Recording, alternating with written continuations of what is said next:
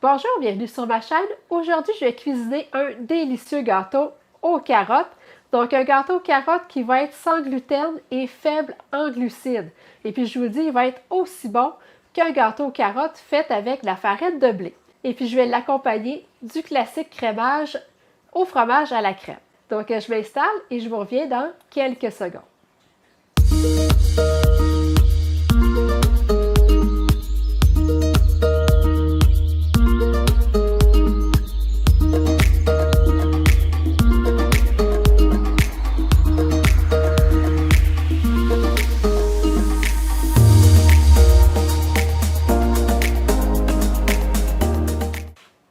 Donc, je vais commencer par préchauffer le four à 350 degrés Fahrenheit.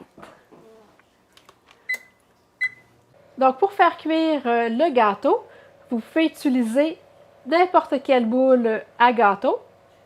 Moi, j'aime beaucoup faire le gâteau aux carottes dans le moule à financier. Ou vous pouvez aussi le faire dans des boules à muffins. Pour le moule à financier, vous allez trouver un petit moule en papier, un peu comme les boules à muffins. Donc, de cette façon-là, le gâteau ne va pas coller. Donc, les petits boules de papier, je les trouve chez Walmart. Donc, si vous choisissez de prendre un moule carré en Pyrex ou n'importe quelle boule carrée, vous pouvez tout simplement recouvrir le fond du moule d'un papier parchemin. Mais moi, aujourd'hui, je vais le faire dans le moule rond. Donc, je vais tout simplement bien beurrer le moule.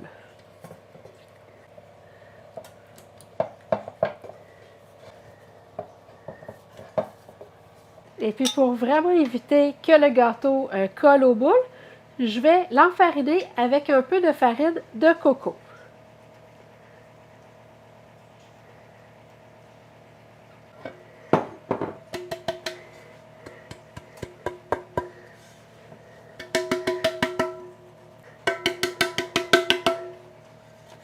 Donc, mon moule est enfariné et bien beurré. Donc, dans un bol, je vais commencer par mélanger les ingrédients secs.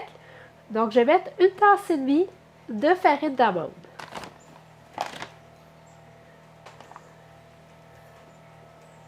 Je vais ajouter 2 cuillères à soupe de farine de coco, une cuillère à soupe de poudre à pâte, une cuillère à thé et demie de cannelle,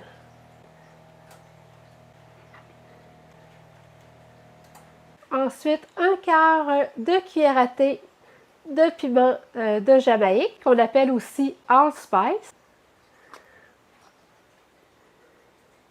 Et puis je vais brasser les ingrédients secs. Je vais mettre les ingrédients secs de côté et puis je vais maintenant m'occuper des ingrédients humides. Je vais avoir besoin d'une demi-tasse de carottes râpées. Donc, c'est environ une carotte.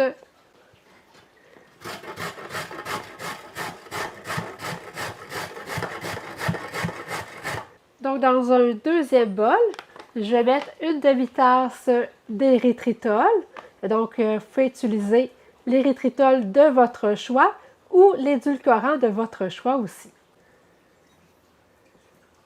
Ensuite, je vais mettre 5 cuillères à soupe de beurre, donc un beurre température pièce, donc un beurre ramolli.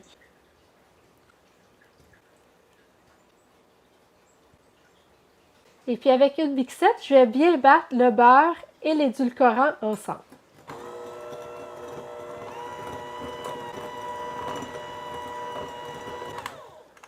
Je vais ajouter 4 œufs.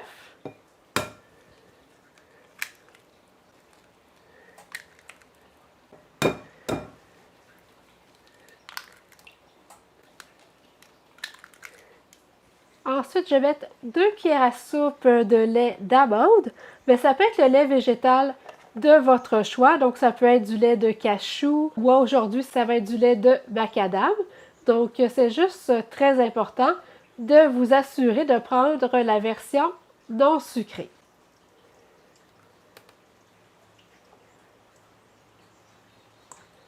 On choisit toujours des laits faits à base de noix. Donc, comme je vous disais, soit du lait d'amande, soit du lait de macadam, du lait de cachou.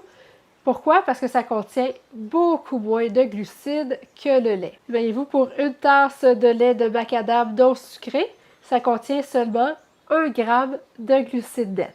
Tandis qu'une tasse de lait, ça va contenir 12 grammes de glucides.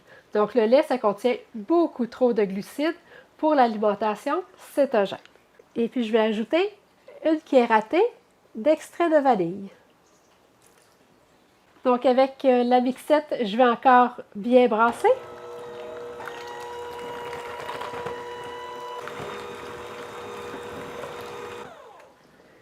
Donc, quand c'est bien brassé, je vais ajouter mon mélange d'ingrédients secs.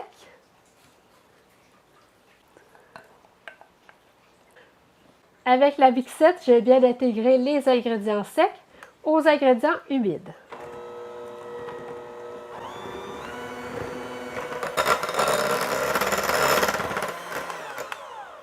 Donc, je vais ajouter la demi-tasse de carottes râpées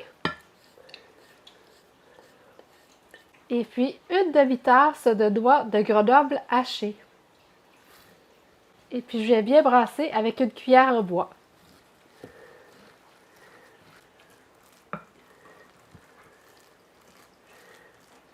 Donc, il reste juste à verser le mélange dans le moule.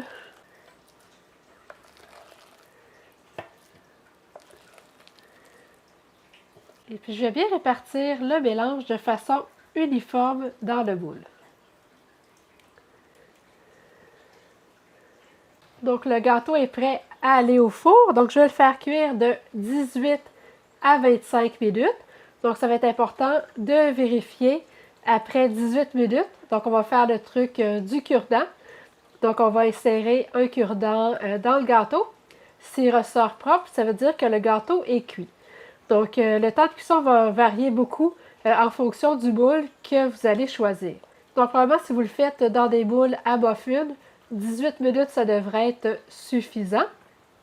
Et puis, dans un moule à gâteau, bien, ça va être un peu plus long. Donc, je vous reviens dès que la cuisson est terminée. Donc, mon gâteau est sorti du four. Il est vraiment là, très, très beau. Donc, je vais bien le laisser refroidir sur une grille avant de pouvoir étendre le glaçage. Donc, pendant que mon gâteau va refroidir, je vais préparer le glaçage au fromage à la crème. Donc, pour faire le glaçage au fromage à la crème, je vais mettre une demi-tasse de fromage à la crème ramolli.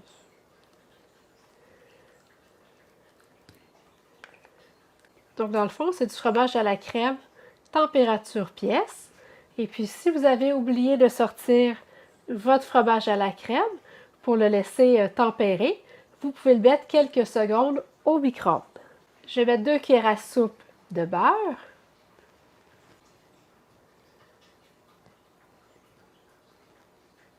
Une cuillère à thé d'extrait de vanille. Une cuillère à soupe de crème 35%. Et puis, un quart de tasse d'érythritol en poudre. Donc, c'est vraiment important d'utiliser de l'érythritol en poudre parce que sinon, vous allez sentir les petits grains de sucre. Donc, si vous n'avez pas d'érythritol en poudre, tout simplement prendre votre édulcorant granulé et le passer au moulin à café.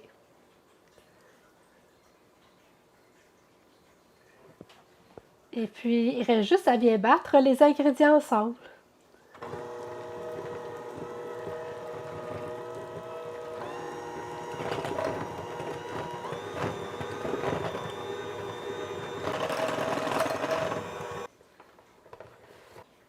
On obtient vraiment un très, très beau glaçage. Donc, le gâteau aux carottes a bien refroidi. Je vais pouvoir maintenant mettre le glaçage au fromage à la crème.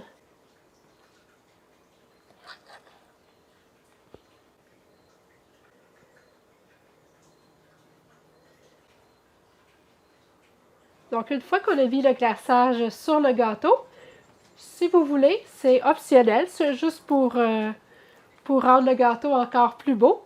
On peut mettre quelques noix de Grenoble hachées dessus.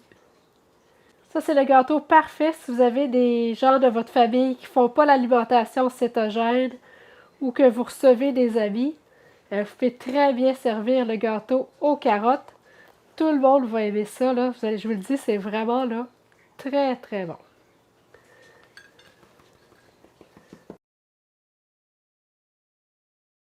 Donc, c'est un gâteau là, très moelleux. Donc, on obtient vraiment un très beau dessert. Donc, le gâteau va vous donner environ 8 portions. Donc, chaque portion va contenir 28 grammes de lipides, 4 grammes de glucides nets et puis 9 grammes de protéines.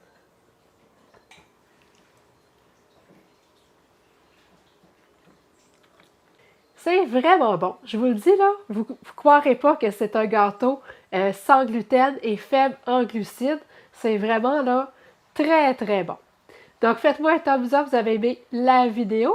N'oubliez pas de la partager.